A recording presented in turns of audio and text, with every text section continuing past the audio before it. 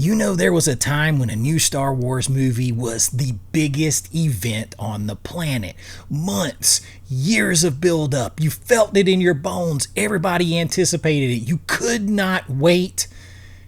And then I remembered, oh yeah, a Star Wars movie is coming out this weekend. That's the Mandalorian and Grogu experience in a nutshell, and we're going to talk about it. All right, look, Mando and Grogu, first of all, listen, I'm no hater.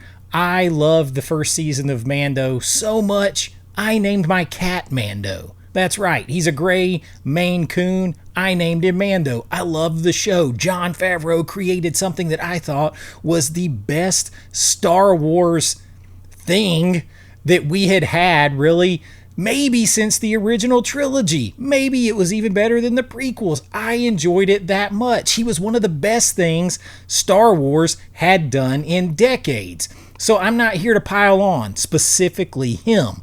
But here's the honest truth. The Mandalorian and Grogu looks and feels like 4, maybe 5 episodes in the middle of a TV season on a mid-level streaming service stitched together and called a movie. There's no real beginning, there's no real ending, and whatever connective tissue you need to make this a cinematic story just wasn't there. The first 5 minutes are genuinely great. You've got like John Wick call-outs, and I could definitely see that. There's action, there's headshots, there's all this stuff going on everywhere. Mando moving through the building like an angel of death, just kicking ass, all that stuff. You're reminded why people love this character. It's essentially a space spaghetti western. That's what the original show was. The first 5 minutes is good. And then there's just nothing else. Then the movie just keeps going and you realize that it's a fraud. It's not a Star Wars movie. It's not even what made the first season or two of Mando so good. And there's some reasons for that. Kathleen Kennedy, she's a big problem there. It's supposed to have actual stakes to it. Like they tell you that the New Republic needs intelligence because of what's left of the Empire. All of that. Mando is going to go and investigate all of this kind of stuff. But then it just kind of drops that and goes on side quest after side quest, side mission after side mission. You've got the Hutts that get involved and bad CGI gets involved. And then it doesn't come back to stuff. It picks up threads and puts them down. Listen, I don't have anything against the Hutts crime thing, but it all just feels like a side quest. And you kind of neglect the main quest, which becomes a side quest. It's all of that. And Grogu, I love the little guy. He's a ripoff of Gizmo, 100% from Gremlins, but I've always loved Baby Yoda, Grogu, whatever you want to call him. He's got that energy. You want to see him do more, but he's also wildly inconsistent. And that started happening more in the third season and towards the end of the second season of the show. He's got this massive Yoda-like power 1 minute, and the next minute he can't lift a rock without getting sleepy. And so there is a problem with the rules and the world building as far as his power and when he can use it and when he can't use it, and he should be able to use it here, but conveniently he can't because the script needs it to happen or needs it not to happen, and the plot needs to move forward. So whatever, he's cute, look at him. And then you got the bad CGI, particularly with the Hutts. And then they want credit for going practical with Grogu and some of the other characters, and that's great. I love practical, but practical is not a cop-out. There can be bad practical just like there can be good practical effects. So when you see something like Project Hail Mary, where everything was done practical to the point where people couldn't even believe it was practical, and the puppet Rocky is practical, and then you see this and it's like there's moments where these characters look like they're on the end of fishing lines. It's really bad. And then there's other times that it looks okay and there's just no consistency. There's even parts in this that almost don't look like they're finished in some cases. And the rules with him and the Force are all over the place. Do with that what you will. That's all like, well, the plot needs it, so whatever. And here's a little real context behind the big problem here. And it's Kathleen Kennedy. period. And she's gone now, but boy, does her force still remain, because she spent years at Lucasfilm trying to make the force female and deconstructing our heroes and people that we grew up with and loved and the characters in the world that we loved. Instead, pushing characters that are infallible, Mary Sue's, deconstructing and ripping apart our heroes in the process, and alienating the audience for Star Wars. Going after an agenda and an audience that is never going to support it to that level. And Jon Favreau comes along and he creates Mando, the Mandalorian and Grogu, and he's the head of this, and it's so awesome, and it's taking everything by storm and breathing life back. But man, what do? They push him out. She pushes him out. She tries to take this big thing that he's created so well and put her cronies, her yes men in there to change it and use it as another vehicle to do what she wants to do, to interject herself and her Mary Sue characters and her agenda into this, and it just stains the whole thing. And then when it's on the rocks and oh my God, this is getting trashed and we're in trouble and we can't put this as a season on Disney Plus now, we got to make it a movie and the movie's looking bad, let's beg Jon Favreau to come back and fix it. But all we're going to let him do is have these basically pieces of episodes.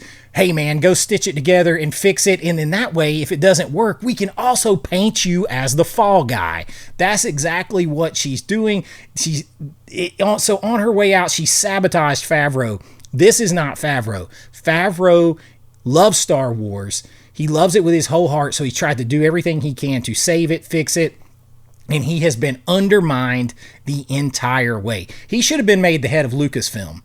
I think he should have been an outside shot to have been made CEO of Disney. That's how much I think of Favreau. He is a huge creative force, but everywhere he goes, he is undermined by the message that someone wants to push out, and he just doesn't want to fight that.